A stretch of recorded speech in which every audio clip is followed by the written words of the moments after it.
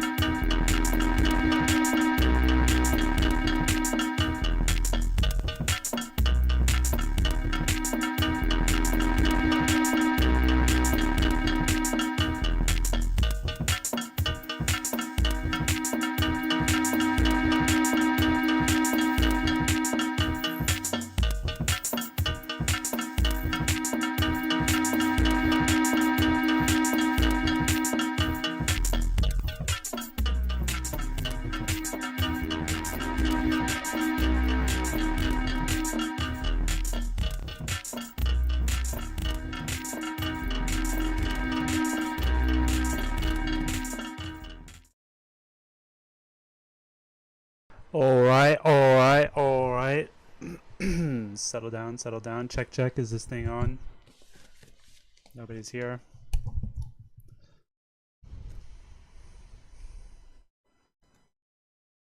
Let's see if it is on. Just checking.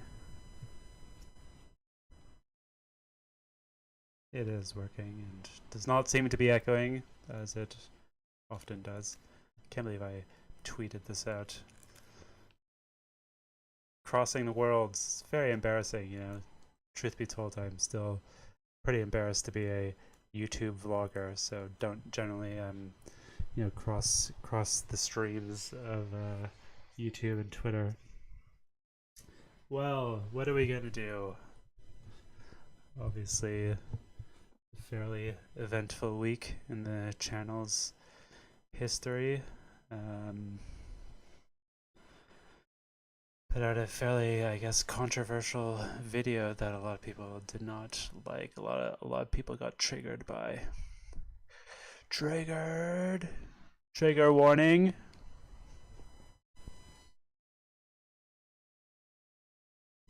Let's see. What shall we do? Are we actually going to look at the analytics? Why not?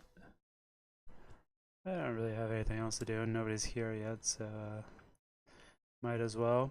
If you are present, sound off. Sound off in the chat, and also engage with the video. Engage. Give it a thumbs up right now. Don't fucking wait. I don't care if you're going to drop out immediately. Like the video immediately, instantly. Like it right now. I know a lot of people watch these live streams in the future. Like the video and also leave a comment. Say here, I'll give you some well, this is crazy. I'm watching it's like a real mirror kind of shit here going on, but I'm watching fuck, get your shit together, bro.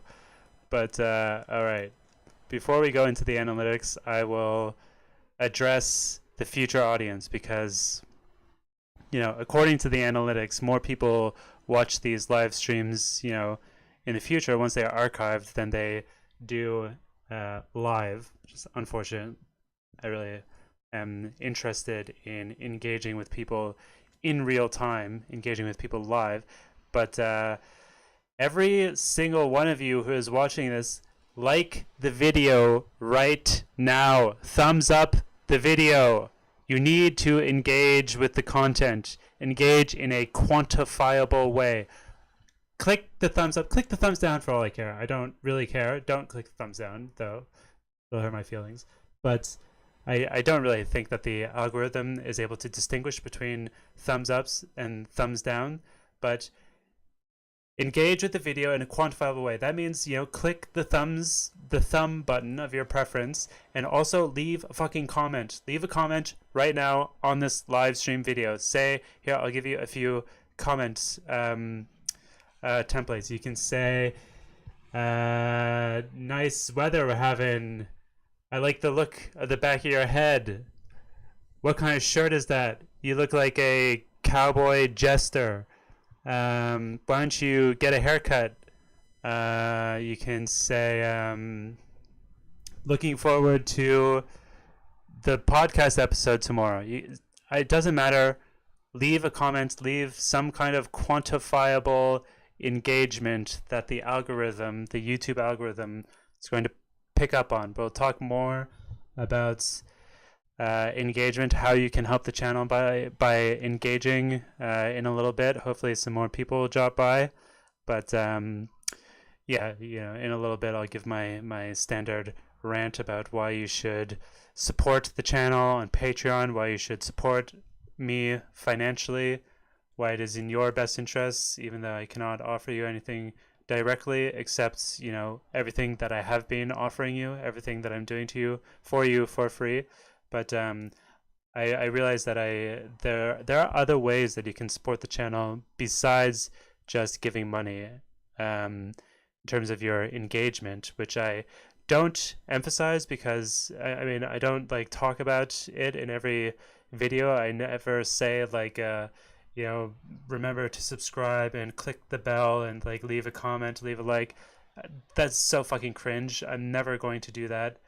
If I ever become that kind of YouTuber, kill me right away. You have my permission to unsubscribe.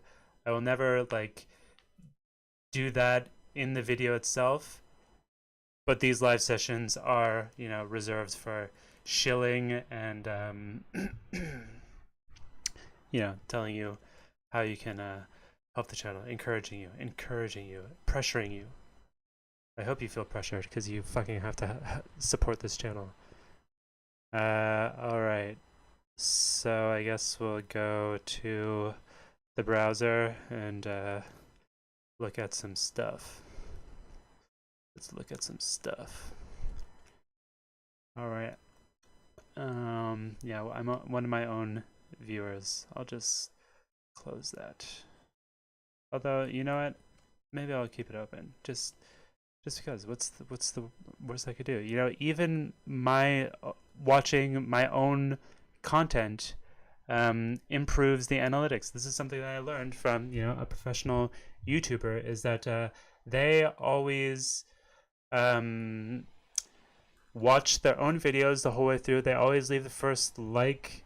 That's what this, you know, YouTube video thing suggested, and I've been doing the same. I mean, it's difficult to tell, you know, whether or not it makes a significant difference when I'm at this kind of scale, but yeah, whatever. Anyway, moving on. So this week, the week in content. What do we do? Did this gender distinction podcast episode, pretty low amount of views relative to past episodes. I wonder why. I mean, this one was also about gender theory, but it got significantly fewer views, although more time has elapsed. But maybe it's just because this has abolition in the title. I honestly can't remember like how many Reddits I posted it to. Man, I can't believe this video was a whole like 2 weeks ago. Anyway, wow, this one got so many thumbs ups. Thumbs ups. Anyway, damn, this shit is that long ago. It feels like more recently. Anyway, so this is what we're looking at this week. These 1, 2, 3, 4, 5 videos. Podcast episode. This is a pretty decent pod. I think I went on a few tangents that are quite unrelated to you know, the topic of the essay that we were discussing, and are arguably problematic for a couple of white boys to go on talking about like incel culture and that sort of thing in a podcast episode where we're supposed to be discussing like reproductive labor and, you know, gender theory and all of that. But whatever, I think it made for better listening because you know, obviously when people are having like a real spontaneous conversation, it's, you know, more palatable to the ears. And also I remember at least getting pretty excited about one thing and going on like a mini rant.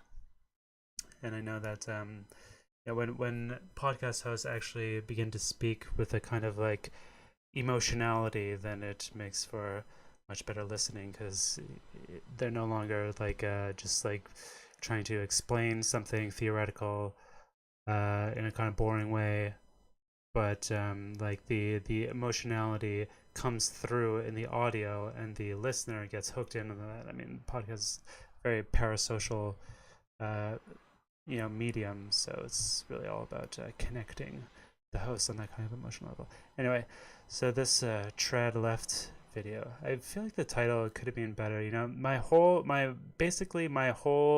verdict on this week's topic and the blowback that I got from it, which was, pretty dramatic, is that I still feel like I could get a more positive reception if I figured out how to present the topic in some kind of way that is, easier or more digestible.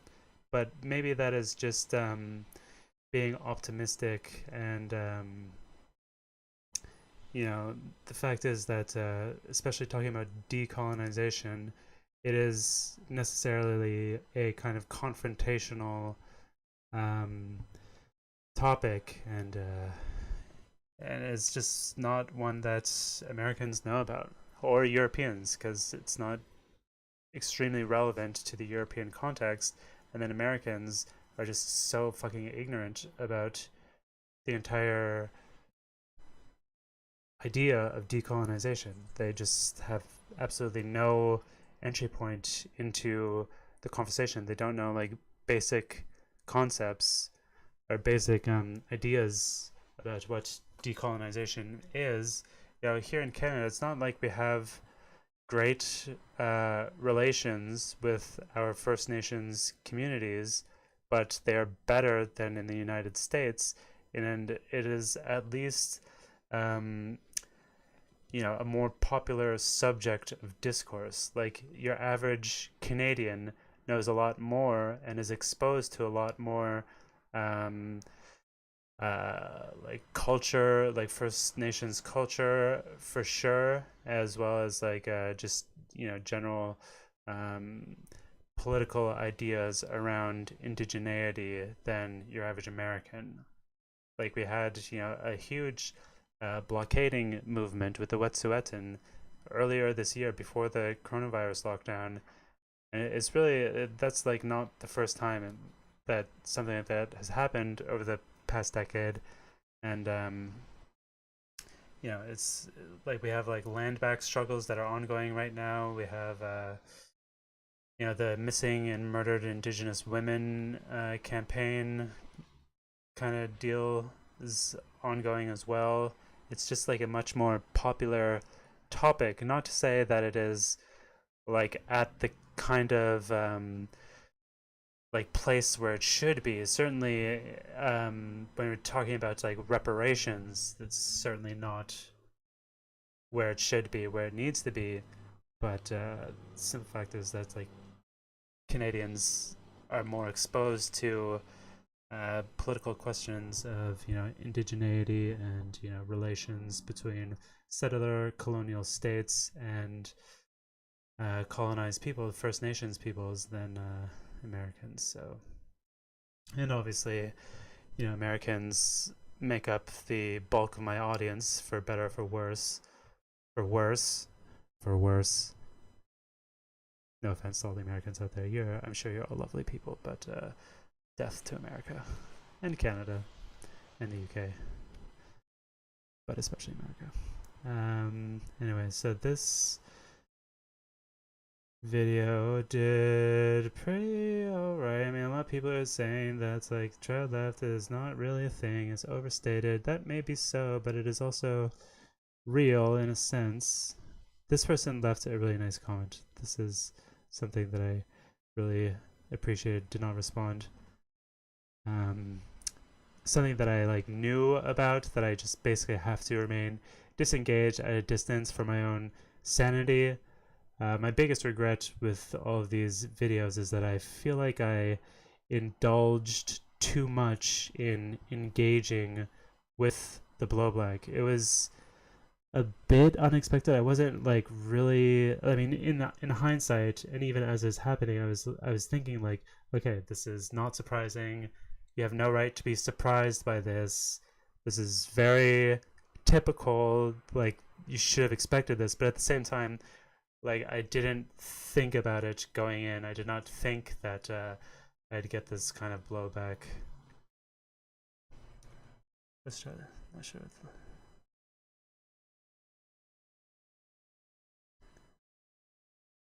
Okay, Hackjaw, I see your comments. I'm going to I'll get to it in a bit. I shouldn't have gone to the comments page, but I just wanted to pay attention to everybody who may be listening.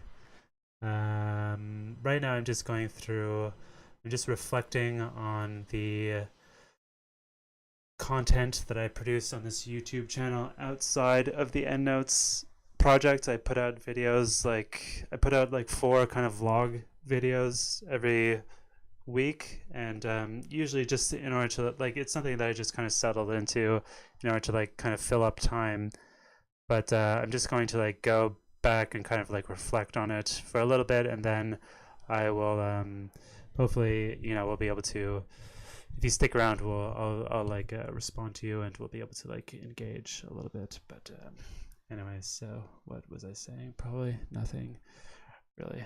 I guess, well, I didn't really like prepare myself for the kind of blowback that I was going to get inevitably by talking about themes of like decolonization, as well as focusing in on a leftist subculture. Whether or not you want to say that traditionalist leftism is a real thing, whether or not I was overstating its significance or the reality of it, this is probably all true. It probably doesn't. It's probably not like a popular subculture on the left, but as somebody in the comments said, blah, blah, blah, whatever. It is true that the working class, by and large, have a lot of. I mean, maybe this is overstated. I think it is overstated to some extent, even nowadays. But the working class, by and large, have like socially conservative kind of views. I think economically and politically, they're a lot more. We are a lot more, liberal and not liberal, but progressive, like socialistic, than people want to give them credit for. Like, people want universal health care. They want to not have to work. They want to have like social kind of guarantees. They want to be taken care of by their state, not want to be left out to die. But culturally, I think there's a lot of conservatism, even as like things like LGBTQIA kind of acceptance and like all that sort of thing becomes more prominent and widespread, especially among the younger generations. Even I remember reading about how like even like conservative Zoomers are like very accepting of like queer kind of identities and that sort of thing. I still think that traditionalism, even if we don't want to like overstate its significance as a subculture within the left, it is still present in the working class, in the population at large. So and the population at large is who we are trying to mobilize. So I don't know, like developing some kind of communist line on it, some kind of like systematic kind of materialist Marxist analysis of the origin and causes of these kinds of conservative social cultural kind of values is important. Whatever, I'm not really saying much here, but it did all right, got a lot of comments. This one got like likes. I don't know what I said in this one that got more likes. I can't even fucking remember like the shit that I say in these videos is really sad. This one, I just I left the video of that day very late, and just wanted to feed the algorithm.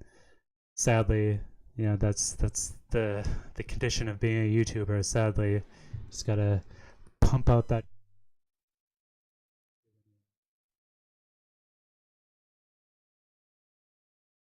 I just a little like kind of excerpts, a few excerpts, the conclusion, and like some other section, a few paragraphs from this essay that I read many years ago in university. The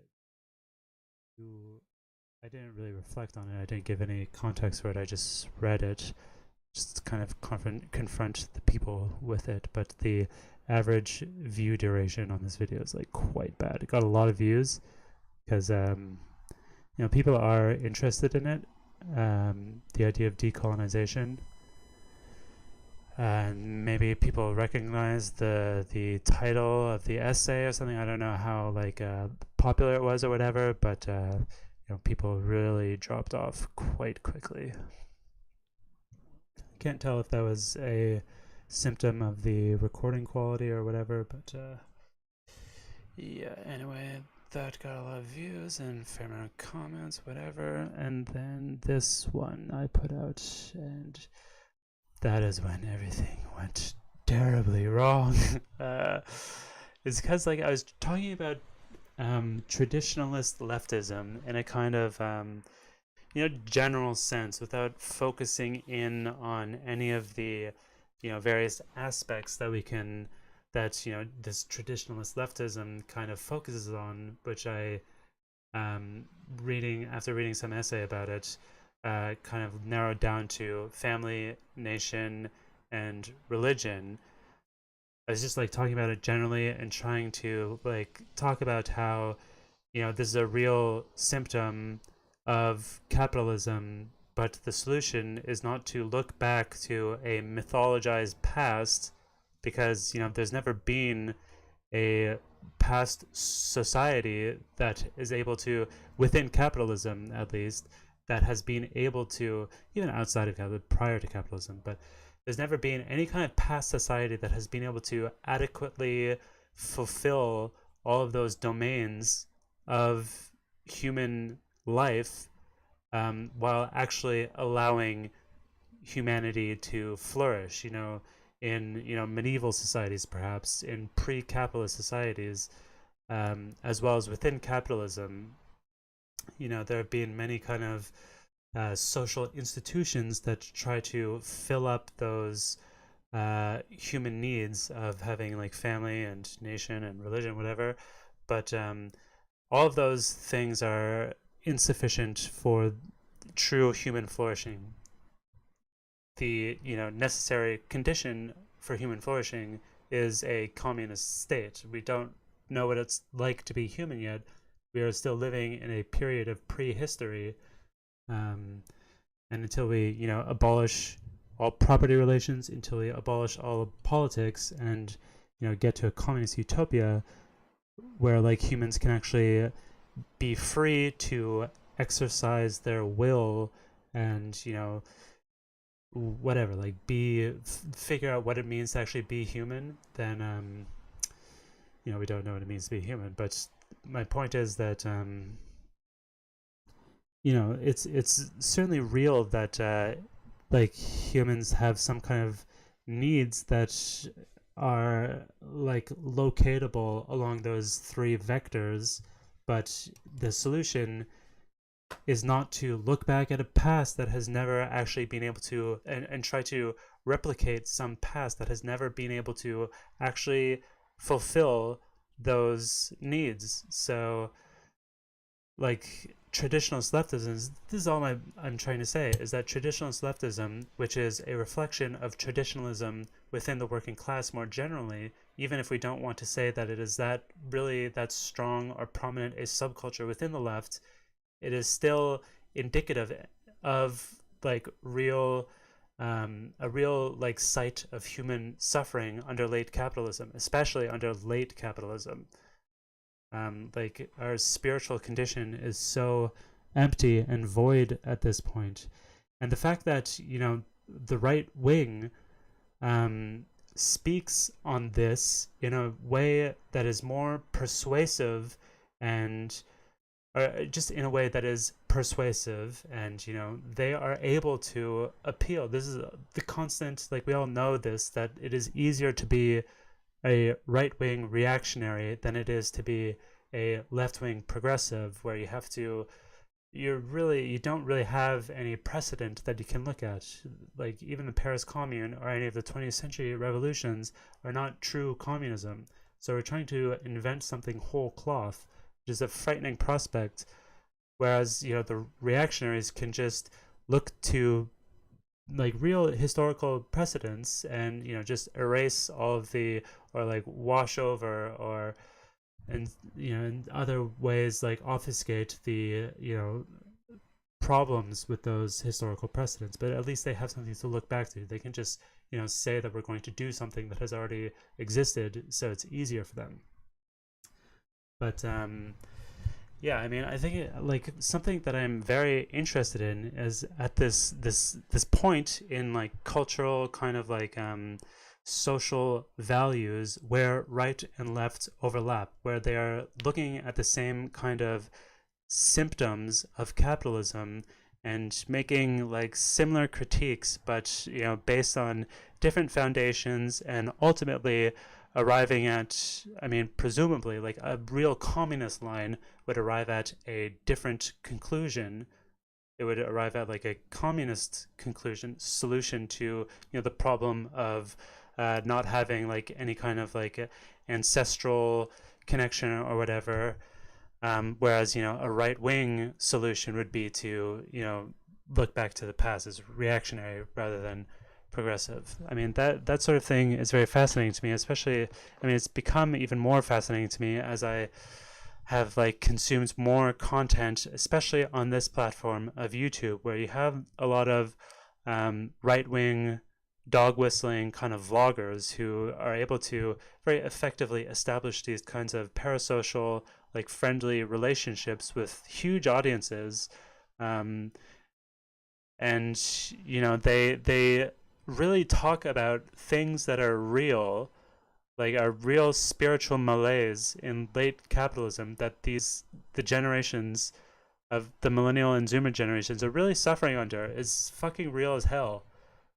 But obviously their solutions are not good. So I mean, that's kind of the whole project of this channel, is to like I saw like so many of these kinds of vloggers who are like really hitting a spot, but leave me very disgusted because I could see all of their dog whistling. I was able to pick up on it, and I felt really dirty, kind of like watching these kind of right-wing vloggers and like feeling the pull of the pipeline, and like not I at the same time I was not seeing any left-wing people who are like hitting the same spot. And I decided to take it upon myself to try to occupy that niche. And I think the closest thing is probably Non-Compete, which is a channel that I really like. He does vlogs, but the problem is that even his are like quite well produced, which is not like a bad thing. Like he makes really great videos, and I think they don't fall too far into the territory of these fucking boring ass, like extremely heavily produced and like really well scripted, basically just like essays that so much of BreadTube is. Like he's, first of all, he has like seems to have a good political line. He's like a committed revolutionary. And he's also making like content that is, very well argued, very well produced, so the videos are nice to look at. And he does have that element of parasociality, of informality. There's like a kind of vlogging aspect to it. He puts a lot of videos out where he's just like walking around kind of like I do, holding camera. Obviously it's all much better produced, and he's in like the exotic locale of Vietnam. But anyway, that's kind of where, but it's still like the volume is not quite there. The length of the video is quite long. I mean, it's in the same ballpark, and perhaps it is basically the same thing that I would like this channel to be, kind of like the niche that I want to occupy. But I mean, that's just one guy. There's like infinite fucking white supremacist American guys who, by the way, like do one fucking live stream and make like $1,000. It's really shameful. So donate to the goddamn channel. Sorry, that's not an acceptable way to ask for donations. But anyway, I guess I'll end that rant there. But I don't really want to go any further into my analytics, particularly. I've spoken enough. I mean, we're already half past, so I'll just end that there and try to get into talking to people. And all right, Hackjaw just dropped in. Not sure what the stream is on, but only found your EndNotes project and decided to listen through. Wondered if you're familiar with Angry Workers Collective's writing on them. I haven't read. I mean, I know that in response to your question about the angry workers, that they wrote like some kind of reflections on EndNotes 5. I have not read yet, but I'm aware of it, and I was in like brief correspondence with them to talk about like perhaps doing an interview. I'm definitely going to follow up on that at some point. The conclusion, I mean, the thing that they said was that like they haven't read other stuff from EndNotes, so they didn't necessarily want to like go back and read something from the EndNotes archive and like talk about it. But I think that I would definitely like to do an interview with them. I'm definitely going to try to, and I think that I have enough of like a format going where we wouldn't necessarily need to, you know, I wouldn't expect them to go back and read some EndNotes essay. I wouldn't be assigning them homework, but it's more like I would be reading from them and like coming up with some kind of a theme for an interview that would, you know, fall into the kind of general idea of the podcast, which is, you know, kind of about communization theory or whatever.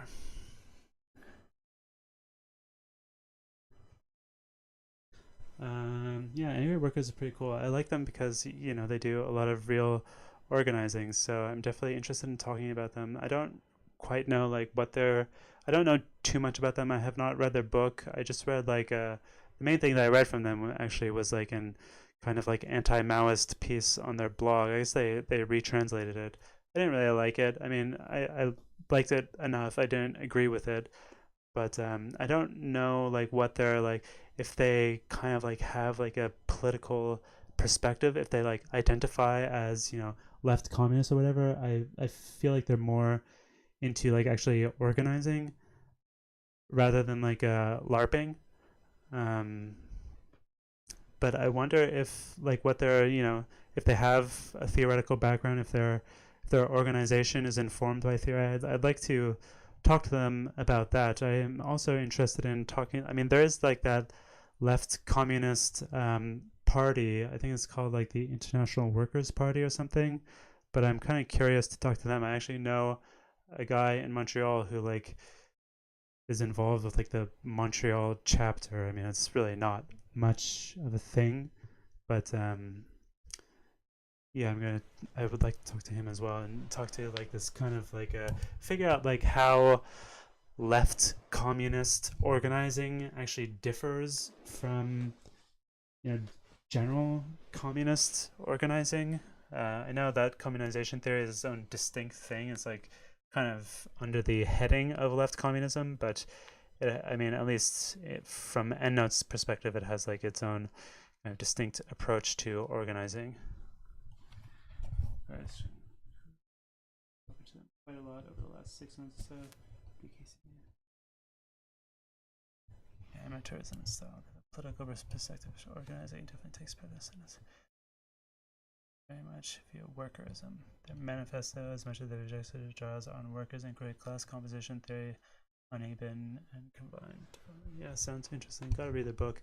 Yeah, the problem with my approach to doing these interviews so far is that I generally like take it upon myself to do quite a lot of research. Like I don't feel that confident, at least not yet. I don't even know if I will ever get to the point where I want to just have like kind of like totally free form conversations. Like the podcast is not like about current events. It's not like a comedy podcast.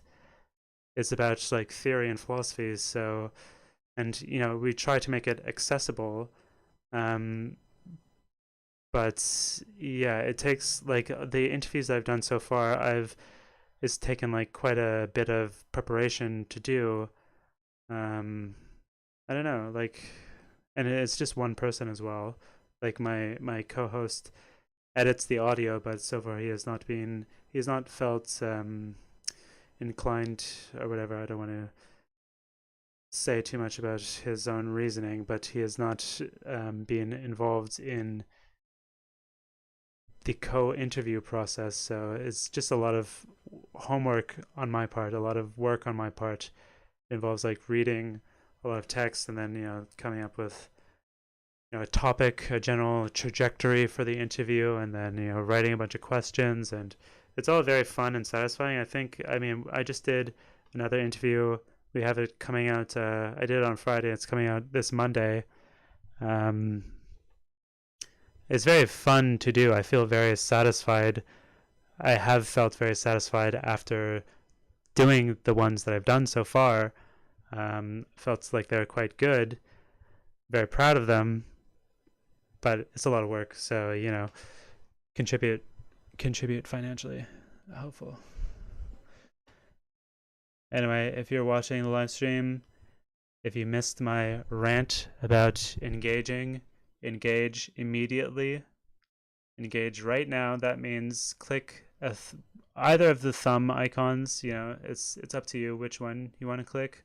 Leave a comment. Just say something like time to get a shave, or I don't know, get a webcam or something, or like what is that weird blob, or you look stupid, or like nice video, or whatever. It doesn't matter. Leave a comment. Oh my god, people are dropping off. Leave some kind of quantifiable engagement with the video so that the algorithm must know. I guess this is the other topic that I want to get in on.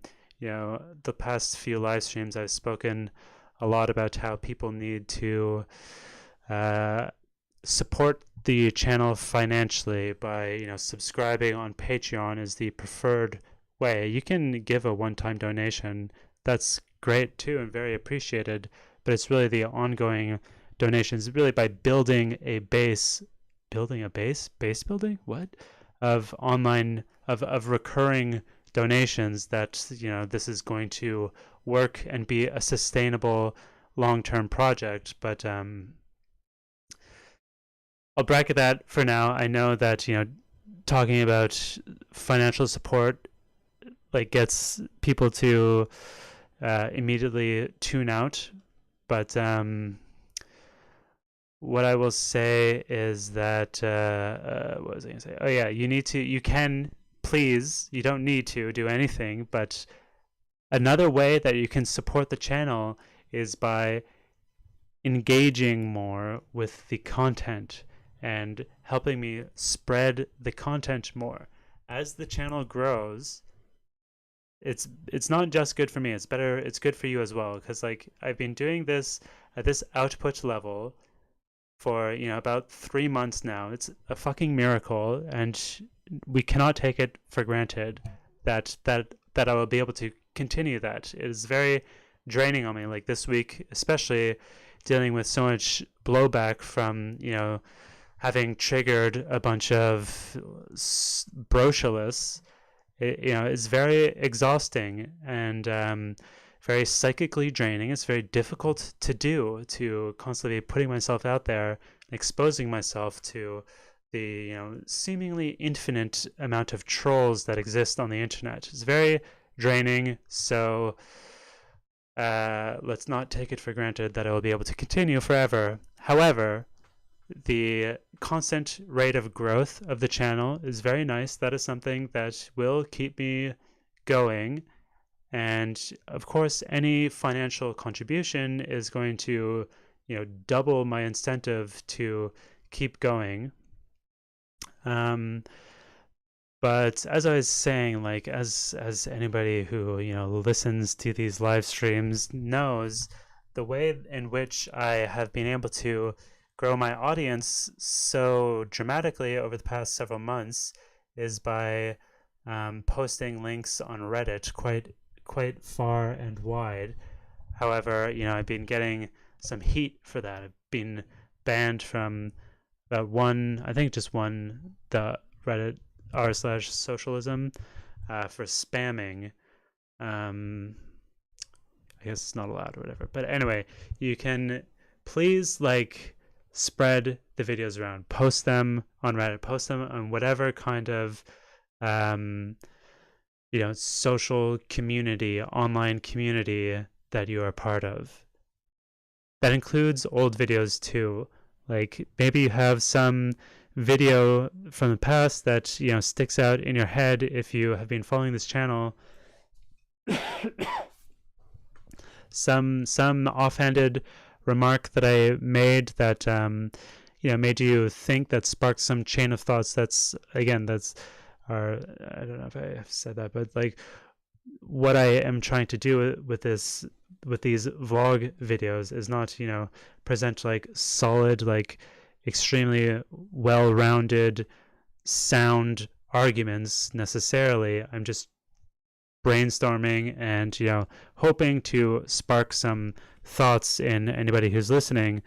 So if that has ever happened to you, if you've ever felt like you connected with something that I said in some kind of video, if you ever thought a theme of a video was interesting, then please spread it around on the internet, post it on whatever message board. You can make fun of me or whatever, but just talk about whatever it is that you liked or did not like from the video, and that is going to continually help the channel by spreading shit around. That is a way that you can help the channel continue to grow and make sure that I am able to continue doing this, continue putting myself out there. And another thing that you can do is just engage with the content more on YouTube itself, on the YouTube platform. That means like every single video, click the thumbs up button, leave a comment on every single video. Go back, also watch every single video to the end. Go back, I have a fuck ton of videos at this point. Go back to the beginning, watch every video to the end, click thumbs up on every video, leave a comment on every video, post every video on some subreddit or other, and then also I have a few playlists that are very long. I read the entire book Aesthetic Theory. That is 24 hours of video, as well as the podcast that's probably close to the same length at this point. So play all of those videos front to end. You can click a playlist and select it to just play all the way through. Get that shit playing overnight. YouTube really cares about watch time. If people watch the entire video, then that's very good. Even if you're listening to the podcast as an MP3 on your phone or whatever, is this pathetic? Whatever, it doesn't matter. I don't give a shit. This whole fucking endeavor is pathetic. But engage by liking, commenting, watching every video to the end, as well as if you want to go ham with it, if you want to go wild, if you really want to help out, then start spreading the videos around on your social media, on your Twitter or whatever. Post them on Reddit with a comment talking about whatever. Gotta head off. Cheers for the responses. Shall be watching the EndNote stuff soon. All right, peace. I guess a lot of people are more interested in the EndNotes podcast than in the vlog. let's see. Let's see how many views my last live stream got. I feel like live streams get a higher average view time than other things. So my last Sunday live from the puppy farm has 23 views, and it's because like live streams, people know that it's going to be kind of boring and like a long duration kind of thing. So I feel like people just kind of like put it on in the background. Average view duration is 17 minutes. That's great. See, like people watch these live streams. You listening to this right now, heed my words. 2 views per impression and a 32-minute average. Anyway, heed my words. Oh my god. Traffic Source suggested videos, Designed for Living, my movie review, and then Family Guy, Back to the Future. How embarrassing. Heed my words, you in the future. And if anybody else is in the chat, say something and I'll engage with that. Otherwise, I'll just continually tell you to support the channel. You know, we got a great interview coming out tomorrow. Took me, some time to prepare for. We have another one scheduled for early in the new year with another member of the EndNotes Collective. I just got fucking followed by Aaron Benenev. Oh my god, the A Benenev. That means that I can now DM him. Stay tuned till Aaron Benenev is coming on the show. It's definitely going to happen. I mean, it's not definitely going to happen, but I'm definitely going to try to make it happen. So we got a lot of interviews coming, a lot of people. It's going to be really cool. And in the new year, we'll be changing things up with the podcast. Like the Patreon will be updated. I already have a whole plan for it. They're going to be tiers, and at least like everything will continually be put out for free, at least for some time, for the foreseeable future, as I'm building an audience here. But there will be specific benchmarks at which point we'll start doing a second episode of the podcast every week regularly, and we'll have one podcast that's for free, and we'll have one that is for subscribers only. As well, we're gonna have a Discord. I mean, the Discord is already open, but I guess if you want in, then you can DM me. But I just made it just to see how it works. But we're gonna have a Discord community. We're gonna have like exclusive live streams for the Discord community that you will be able to decide when they happen. Oh my god. I think that's it.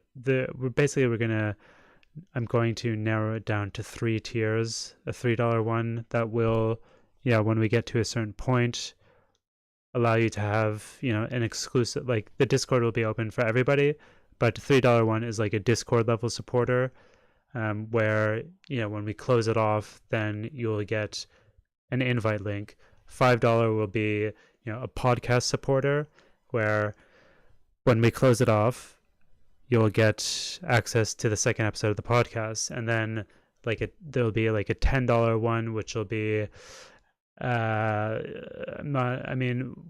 going to start off as like an exclusive live stream just for supporters. When I get like a few supporters at that level, I don't even know if that's going to be interesting, but in order to make it more interesting, I'm thinking that I'll do that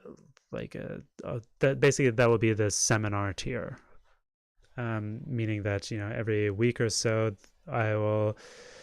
you can like select something for me to read. I will give like my best attempt at a kind of like lecture on it for a certain period of time, and then as well we'll have like a discussion on it. So there will be lecture content so that you can just consume passively, but there'll also be the opportunity for people to engage in real time live. We'll have like some kind of live discussion.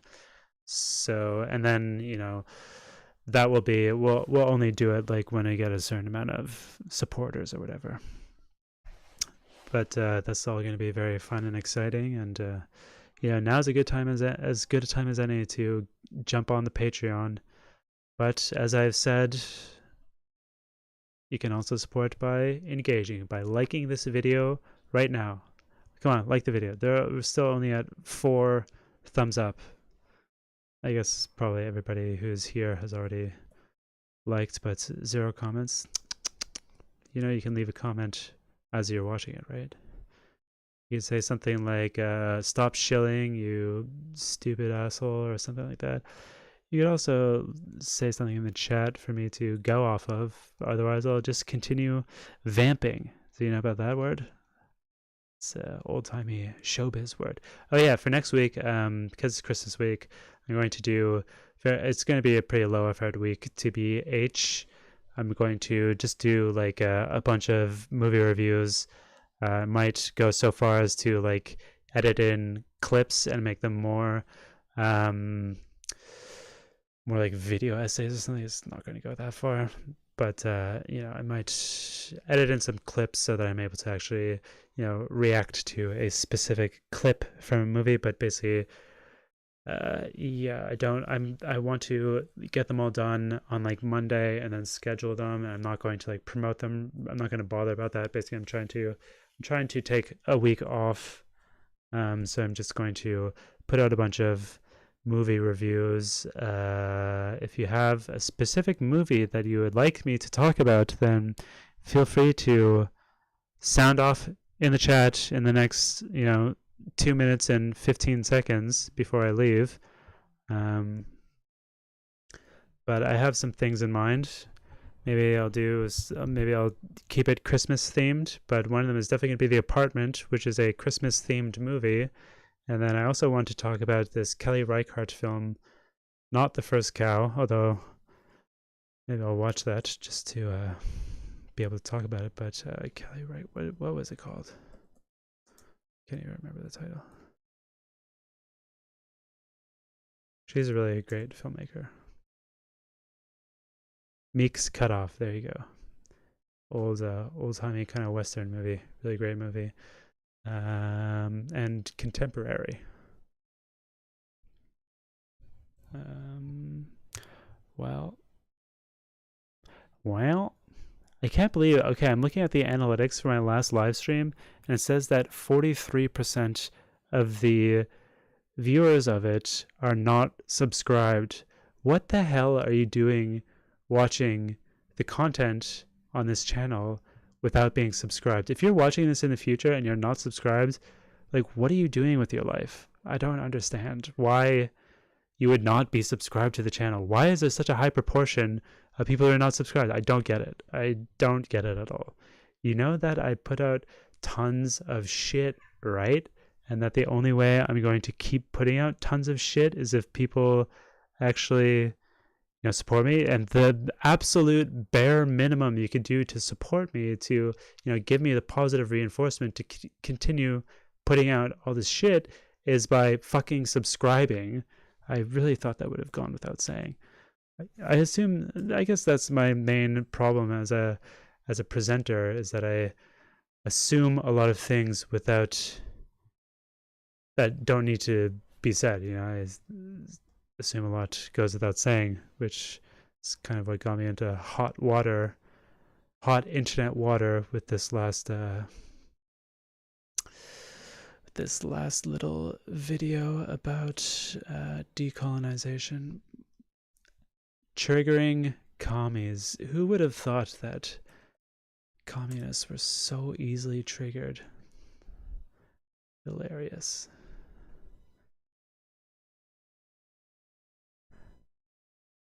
All right, well, it's 2 o'clock. Anybody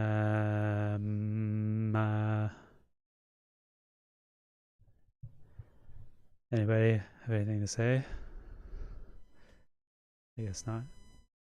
Thanks to Hackjaw for chatting with me today. Other than that, disappointing lack of live chatting. I wonder if it's all just bots who are watching me. It says in my analytics that that that is like this is the hour in which the most amount of people are present on most amount of my subscribers are active on YouTube. But if that is not true, if you think there's another time, I mean, I guess this will be for the Discord, but if you think that I should stream at another time, then feel free to leave a comment on this video. Engage. I hope that my engagement levels go up this week, because they're going to go down quite significantly, because as I said, I'm just going to do a bunch of movie reviews, and I'm not going to bother promoting those on Reddit. So it will really just be like organic engagement, meaning engagement from people who are already subscribed, and people that the algorithm chooses to serve the videos to, which is going to be dramatically less, like as it is usually like 3/4 of a video's views come from Reddit, which is going to be, this week is going to be quite low. So you can help mitigate that by I don't know, watching every video on every single laptop that you own. I hope that people start playing the longer playlists overnight, just to get those watch hours up. I hope to see a spike in some terms, in some way. Anyway, I'm out of here. Nobody's talking to me, so I'll see you. Great episode of the podcast coming out tomorrow. I have some movie reviews coming out this week. Give you some viewing recommendations for your holiday times. You can sit around the Zoom screen and have a watch party with your family, or if you're hanging out together, you can all die of COVID while yucking it up to the apartment and whatever else TBD. But yeah, I'll see you next weekend, next Sunday. Should probably figure out what the date is, but I think, yeah, I'll be here next Sunday. I'll see you then. Goodbye. Signing off.